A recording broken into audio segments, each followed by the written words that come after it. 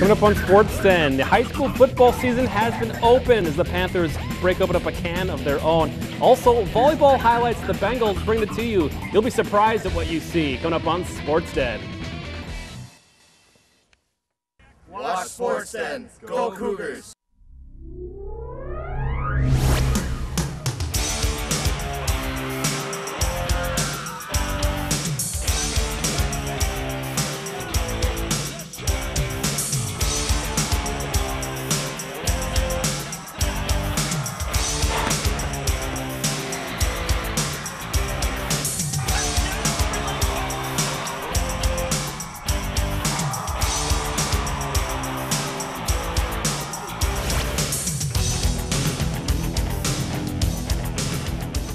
Everyone, and welcome to Sports Den. All of our fall sports teams have begun their schedule. Yeah. Football for our teams opened up last Thursday. We have highlights of all those games, and also our number 2 ranked Blaine Bengals volleyball team in action. We have I saw that in the paper too. That's really good. Oh, they'll be in the paper plenty. They'll also be on Sports Den aplenty as well. All right. They're pretty good at volleyball. Yeah.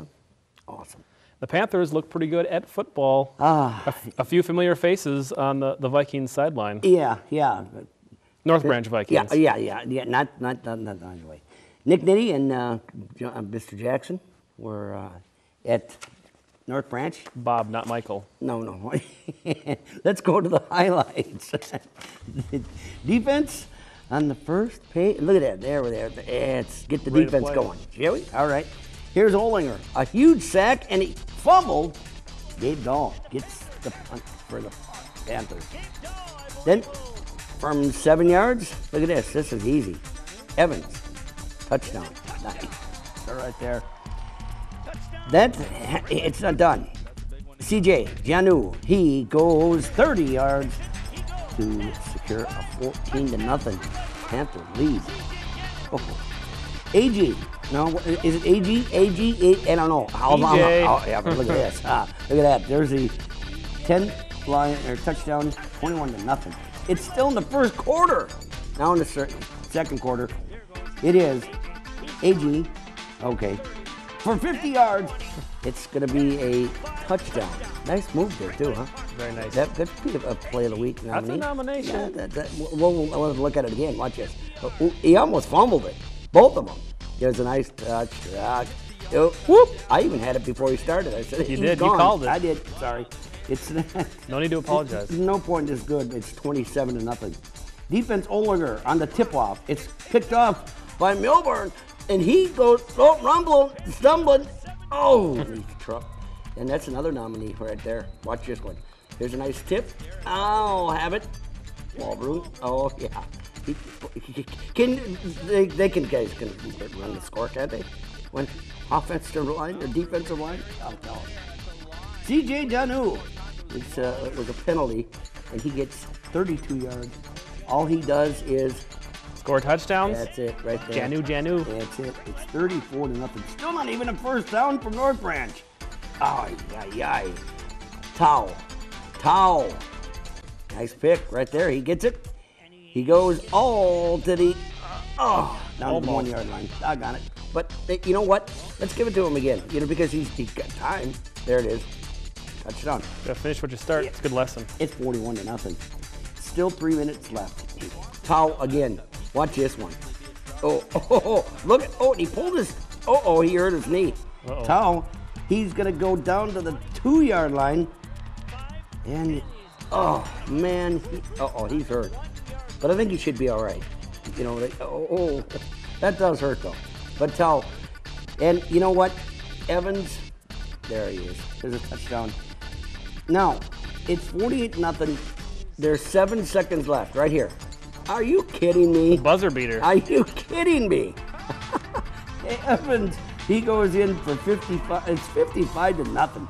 The Panthers win this one 55-0. Coach Leaf had, hey. Well, we're just going to keep this momentum going. We had a good game. Benil's going to be a bigger game, so we got to get ready for that and not get too big-headed and just keep doing our thing, and we should be okay. Kept on working hard, did what we have to do as Coach told us, and we just kept on going hard, basically, yeah. So, you know what? Everybody scored. Connor JANU, CJ, 1 of 2, 16 yards, rushing 5 yards, 82 yards. EJ, Ijaya, rushing 6, 67 yards. Richie Tao, rushed 5 for 105 yards. Jared Evans, 4, 65 yards. Dalton Olinger, 7 tackles, 5 solo. Derek Muldoon, 4 tackles, interception. And Grant Mulder, 4 tacks, block, punt. The Panthers, they will see against Benilde coming up. And they'll be, and you see, they look at the schedule. They will play at Benilde, at St. Louis Park, at Cooper. So 3 on the road, and then come back to North St. Paul, Irondale, Chisago Lakes, at St. Francis. So the Panthers, they're playing good ball right now. They are. Yep. And I was surprised to see Chisago Lakes getting a win over Matamidi. First game of the year. Normally Matamidi is up towards the top in the class. Irondale beat St. Francis. So, you know, it's going to be tough. It's going to be real tough. But the Panthers are playing good. I think North Suburban will be a little bit tougher this year than they have been in the last couple of years. Yeah. With the exception of Tatina Grace obviously being gone, it's kind of wide open. Spring Lake Park you have to consider at the top, but some of the other teams will be a bit of a better challenge this year. But I'll tell you what, Spring Lake Park, a lot of people are thinking that this is the team, that this is a very good team. Even Coach Nitty, he had nothing but good things to say about the Panthers, and I think that this team is a force to reckon, no doubt. All right, and Bengals open up play welcoming Elk River back into the Northwest Suburban Conference after spending a couple of years in the Mississippi 8. So Elk River re-entering the Northwest Suburban Conference as they hosted the Blaine Bengals. In the first quarter, the Elks' first drive, they move it down the field, and the drive ends with this 35-yard touchdown run by Devin Donaldson.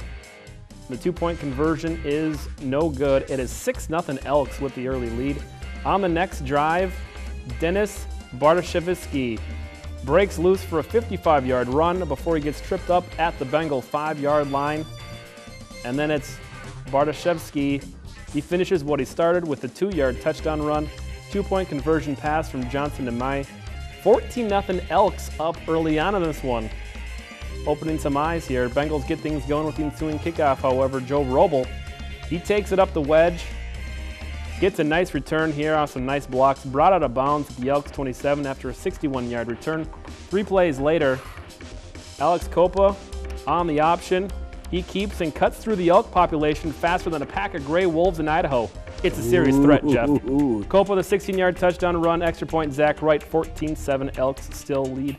Elks continue to threaten, getting in the red zone on nearly every drive of the first half. Bengal D makes the stop on 4th and short. Elks failed to score 4 times in the red zone in the first half. A missed field goal twice in downs, and this interception in the second quarter.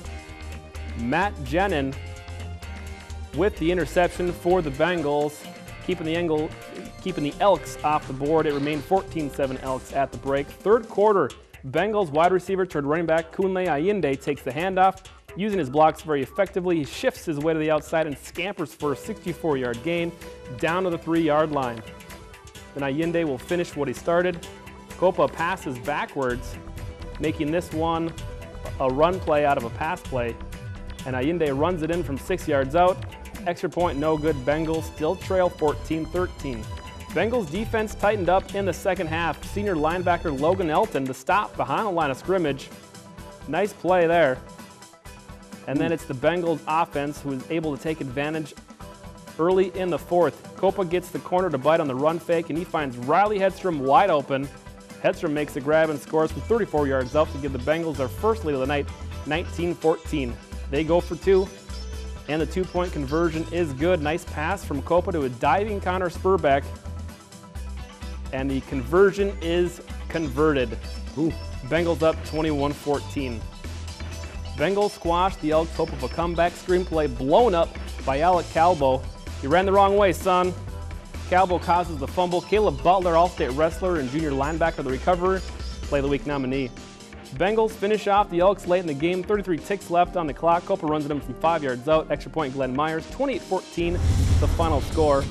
Elks a good showing, but the Bengals handled business in the second half. Copa 73 yards and 2 touchdowns passing, actually 1 touchdown, 2 rushing for him as Yinde got a rushing touchdown out of that, 112 yards on the ground. And Hedstrom, the touchdown grab. Logan Elton, 16 tackles for him.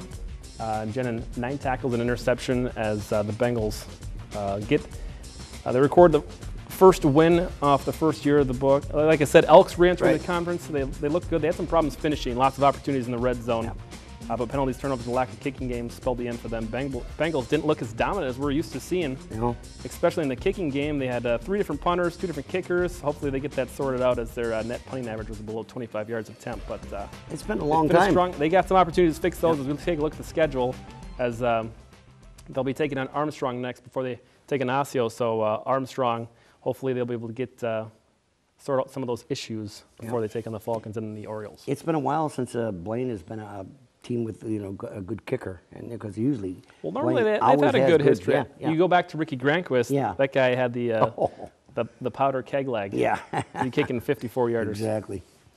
All right, the Cougars open up the season against one of the favorites to take the Northwest Suburban Conference this year, the Osseo Orioles. So last year, if you remember, Centennial with the upset at home versus Osseo.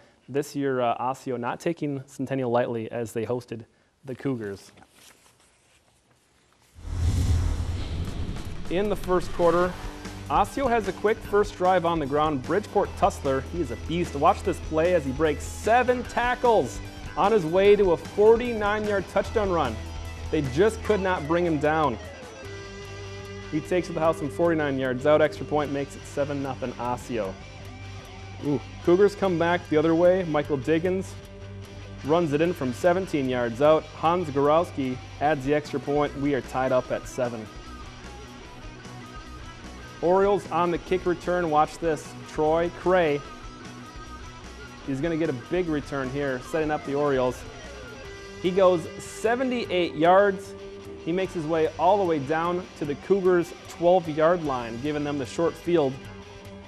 And you can probably guess who's going to finish off this drive. A few plays later, it is Bridge Tussler. He takes it in from 4 yards out. Then he adds a 2-point conversion of his own on a run to give the Orioles a 15-7 lead. Those are terrible. Halloween time. Second quarter, Cougar trickery. Flea flicker. Quarterback Max Corey gets the pass, then re-gifts it upfield to the awaiting Josh DeWitt. Remember last year he had some huge catches against Osseo. 37-yard reception. Cougars end up missing a 31-yard field goal attempt, still 15-7. More special teams problems as punter Luke Dentz can't get a handle on the low snap, and Osseo ends up with the ball in the Cougar 10, 1st and goal. The Orioles put Tussler split out wide, and Garrison Gillard hits him on the slant for a 4-yard touchdown. Extra point is good, 22-7 Orioles. Teams trade interceptions. Nice play here by Grant Beckham of the Cougars to collect the INT. Orioles get a pick of their own and kick a 25-yard field goal by Berg before the half, 25-7. Third quarter, more Tussler diving in from 2 yards out to give the Orioles a 31-7 lead. Extra point is blocked. 4th touchdown for Tussler. Cougars go to Michael Diggins after a 29 yards gain off a screen. He follows it up with a 21-yard touchdown run. Corey runs in a 2-point conversion. Cougars trail 31-15. Fourth quarter, Cougars have a drive that ends in a fumble before they succeed on the next drive. Again, Michael Diggins punches it in from 2 yards out. 2-point conversion no good. 31-21, Cougars still trail. Down by 2 scores, they go for the onside kick. It's recovered by Osseo, and they are able to run out the clock and score. Tussler his 5th touchdown on the night. Extra point no good. Just a minute left in the clock. The Orioles win this one 37-21. And people are going to have their hands full this year. Orioles punishing rushing game. They got Tussler, but they also have Jamin Hampton. He rushed it 19 times for 105 yards. He's a speedy back. He complements Tussler very well. Tussler's going to get the vast majority of the defensive attention, and rightly so. But they've got some weapons as Tussler, 4 touchdowns rushing, 1 receiving, 5 touchdowns on the night for Tussler. All of their touchdowns and a 2-point conversion as he's a wrecking crew for the Cougars. Michael Diggins, 187 yards and 3 touchdowns of his own. But I tell you what, the Northwest Suburban Conference has their hands full when it comes to stopping Osseo's rushing game. Cougars, their strength will be the running game. Max Corey's first start at quarterback, I'm sure he'll be going over the film with his coaches. He did miss a couple throws. There were some plays he left on the table, but he improved as the game went on, and there's certainly some things to build on for the Cougars as they'll be taking on Elk River next, and before they take on Eden Prairie. So hopefully they get a win under the belt before heading down Eden Prairie. So hopefully they can take out. It's a brutal schedule this year, so hopefully we'll see what they can do. Yeah, we know what happens when Eden Prairie plays. Turns out they're good at football and lots of other sports. They are, yeah, a little bit. All right, we're going to go to break. Before we do that, it's trivia question time. All right. Our question is not just a trivia question, it's more of a survey. Do you own a television? If you do or if you don't, why don't you give us a call or email, either 763-231-2809 if you own a phone, or you can email us at sports@northmetrotv.com. Let us know. Does black and white still work? Well, that counts. Okay. Oh, yeah. I don't think they make those anymore, but if you have one, let us know. Well, I do. Oh, okay. Sorry. Hey, no need to apologize. All right, we've got volleyball and some more coaching and captains coming up on the other side of this break. You're watching Sports Den on North Metro TV. You've had frozen pizza. You've had pizza old and cold. Oh, you've even had pizza that tastes like cardboard and ketchup. Well, what the heck? It's time to find out what pizza is supposed to taste like. It's time for Linwood Pizza. Linwood Pizza. Taste the difference fresh makes. If you need seamless gutters, whether the job is large or small, you can say, I know a guy! for your full service landscaping, you can say, I know a guy! if you need commercial or residential lawn care, you can say, I know a guy! I'm Charlie Walker, and if you need professional seamless gutters, landscaping, and lawn care, you can say, I know a guy! With gold at an all-time high, take that rope and say bye-bye. Earrings, bracelets, rings, and chains, we buy gold at your exchange. Don't send your gold to someone strange. We buy gold at your exchange. Spring Lake Park, Fridley, Blaine, we buy gold at your exchange.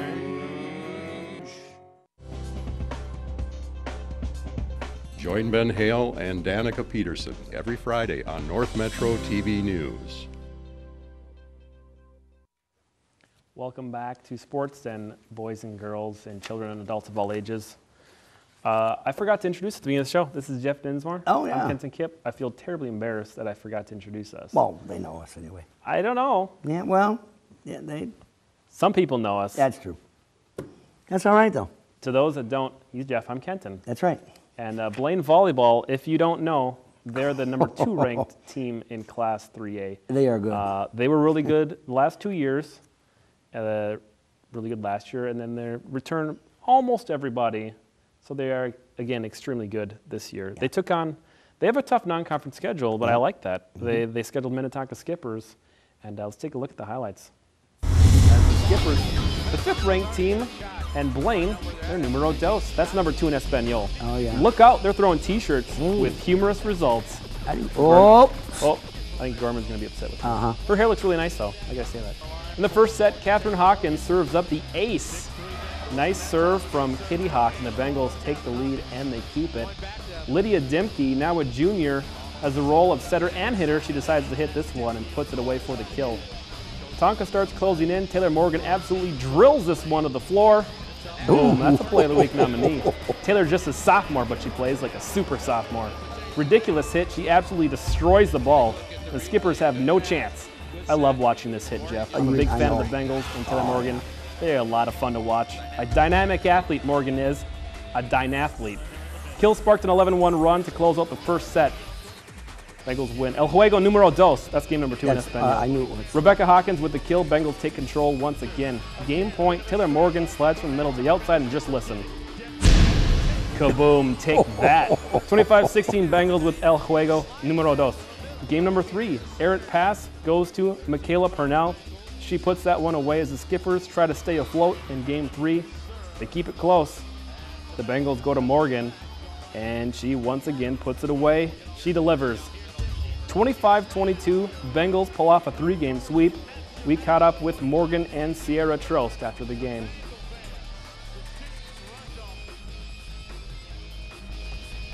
trying to look for the right position, I guess. I mean, it's really not just killing it. You gotta find where they're not and put it down, I guess. Well, at first we scout them, and then we look for patterns in what they do, and then we just train it and like harder in practice so that it's easy for us to see in the game. And we always just put it all out there, and you gotta just play every team like they're the Olympic team. You gotta find where they're not. Aye. And put it there. Put it down. They put the Skippers down 3-0, and I tell you, Minnetonka ranked 5th. They didn't look like they were on the same playing field as Blaine. Only one team ranked above them, that's Lakeville North. So, upcoming games for them, they'll be at Osseo, both a tough conference and section opponent. Hosting Andover, again, another tough opponent. Centennial, they don't have Lee Pudwell or Dana Holger. They struggled against Elk River 3-2. They lose. They'll be taking on Mounds View before going to the Apple Valley Invitational Tournament. That's always a good one. Before resuming conference play on the 11th at Anoka. Blaine starting off the year 2-0. Centennial 1-2. All right. Panthers are, you see they beat Legacy Christian 3-0. How about that? How about it? It's Spring Park. It's over 1-0. And upcoming home against Columbia Heights, Mound West Invite, and Minneapolis South. So Panthers up on the Yes, off to a good 1-0 start. Yep, exactly. Can't start better than that after one game. Cooper, St. Francis, Benilde, and North Branch. But Spring Park has yet we'll be covering them on Thursday. Yep. Hey, that's right. Tomorrow night. We've got their game versus Columbia Heights, and that's for those of you 80s volleyball buffs or 90s volleyball. Columbia Heights used to be really good at volleyball. It's true. Yeah. And Spring Lake Park volleyball coach, she used to play for that dynasty back then. Now she's coaching Spring Lake Park. That's Sarah Herlovsky. She was Sarah Ward. That could have been a trivia question. Yeah. But it's not. We're going to be there too. Well, I won't be. We'll be there. We'll televise I might have to go next see the week. game. Yep, that's Thursday. I'm gonna do that. Oh yeah, we'll take in the game. You can watch it on North Metro TV. We televise. That's true. Yeah, if you have a TV or a computer. Black and white. Yep, it'll be on there too. All right, catching up with some more of our coaching captains, the Blaine swimming and diving team. Let's dive on in there.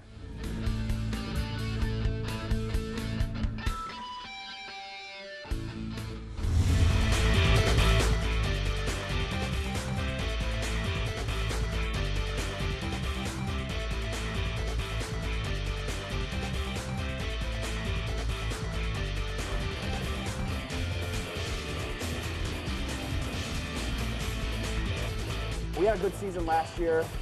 We finished top 3 in the section. We had 2 state qualifiers in Riley Slotsky and Nicole Whedon in diving and 2 swimming events. You know, overall, we finished with a very successful season. A lot of girls swam really well, dropped a lot of time, and it was a very enjoyable girl season. I went to state for the 200 IM, and I took 3rd at sections in my 100 breaststroke. We had a few girls that were pretty close to going to state, and we had a diver that was pretty close to going to state. My position and role on the team is to help the team reach its goals and to let the team, like the girls, know that I can help them get to where they want to go and help them know that like it's okay for them to screw up or like not or whatever, and they'll be fine, and to know that our goals that we plan or even our personal goals will always be reached.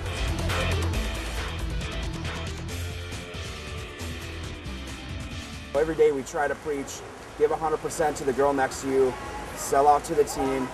By nature, you're selling out to yourself. And we really try to make it a core family atmosphere to where our athletes can come to the pool and feel comfortable with failing and with succeeding. I love swimming because it's a really great sport. The exercise is fantastic, and just being on the team is like one big family. We're very supportive of each other. It's a very loving community. I think people should come watch because we have a lot of energy and the races are always a lot of fun to watch.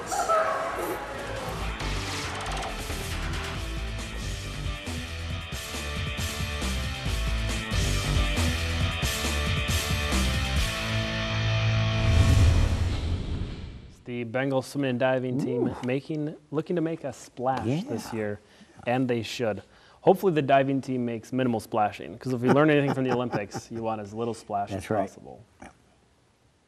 Did somebody say soccer? Soccer? I thought I heard soccer. Soccer. I did, actually. Let's take a look at some of our soccer summaries. They started a couple weeks ago, and Blaine taking on one of the top teams, Minneapolis South. They lose 3-1, and that was the Bengals' second loss of the year. The Adenoka, that's a good rivalry there, home versus Elk River on the 11th. Centennial, 2-1 loss to Maple Grove. They'll be at Chample Park on the 6th and hosting Mounds View on the 8th. Centennial right now 1-2 in conference, 2-1 overall. Ooh, all right. The Panthers, you look at their, look at that, 11-3 over Columbia Heights. That's right. See if they can do that against Benilde. Yeah, that's the #1 team, Benilde. That'll be the trick. At Spring Lake Park also, and then they'll be at St. Francis and Osseo. You see Totino Grace 2-0-0 and 4-0 in the, but Spring Lake Park right there, second. Benilde's #1, but they're 2-1-1. Yeah, yeah. So, but it's always Benilde. It's always Benilde. Always. They're a very good soccer team. We'll see what happens. All right, ladies soccer. Blaine, they defeated Minneapolis South 10-0 at the soccer term. They'll be at Anoka on the 6th, hosting Totino Grace on the 8th. #3 Totino Grace. Centennial, they get a tie in Maple Grove. Look at that. As Centennial looking to go undefeated in conference play, but they get a tie. I guess that's still undefeated. At Chample Park on the 6th, hosting Mounds View on the 8th as Centennial. Does that say #1 next to it? Are they the #1 ranked team? Or is that 11? I don't know. Can't see too good from here. They're 2-0-1, 4-1 overall. Blaine is 1-1 in conference, 3-1 overall. The Spring Lake Park Panther girls team. There's no score. Oh, there it is. There it is. They were beat by North Branch 4-2. North Branch had to use some of those for the football game. Anyway, Benilde, #2 at home, and then they'll be at St. Francis and home against Roseville. And Spring Lake Park right there, 0-1 and 0-2 overall. So it's still early yet, so the Panthers still have a good chance. They've just started. Plenty of soccer left to be played. Oh, yeah, absolutely. There'll be a lot of kicking soccer balls and running around for the next couple months. I think so. All right. Now, it's time for our Athlete of the Week, and this week it is Michael Diggins. You may know him as Michael Diggins Jr., but he goes by Michael Diggins. 187 yards and 3 touchdowns for him in the loss against the Osseo Orioles. So congratulations to Michael Diggins. You're the Athlete of the Week, and it's time now for our Play of the Week. All right, pound it. Crack it open and drink it in. Yeah. Glug, glug, glug, glug, glug. Watch it now. Play of the Week. Oh, yeah. Bengals volleyball. Taylor Morgan. Oh. Kaboom. Can we hear it? Oh, we'll hear it. Okay. We'll definitely hear She can it. feel it. Laying the smackdown. It's tough to hit a ball that downward, but she gets the height up there. There we go. Oh, man. Come on. She's 5'11", sophomore. Maybe she'll be a 6'2" senior. Hey. She's still growing. Hey, that's Who unreal. knows? But she's very good at volleyball. That is unreal. And as is the entire team. Yep. Spring Park will play Columbia Heights for volleyball. They will. Tomorrow. The Highlanders taking on the Panthers. And again, this must be an emotional game for Coach Herlovsky, meeting her old team. It might be. So the game's at 7 o'clock. We also have Friday Night Football. We thought we might be live, but construction over there has cut our live line twice since they started that. So we might not have that live, but we'll have it for you on North Metro TV and northmetrotv.com. And then also Tuesday, girls tennis. It'll be Blaine hosting Andover for another classic tennis matchup. Maybe Mary Liz Swanson will make her 4th North Metro TV appearance. Yep. And we'll see what match they choose. That could be the one. That's right. We'll have all that and more for you next week. Yeah. Go and support your teams. Go to the website, northmetrotv.com. Go Bengals. Go Panthers. And go Cougars. Go, hey, look at more coaches. The captain. Oh, yeah, next week, more coaches. Maybe Coco.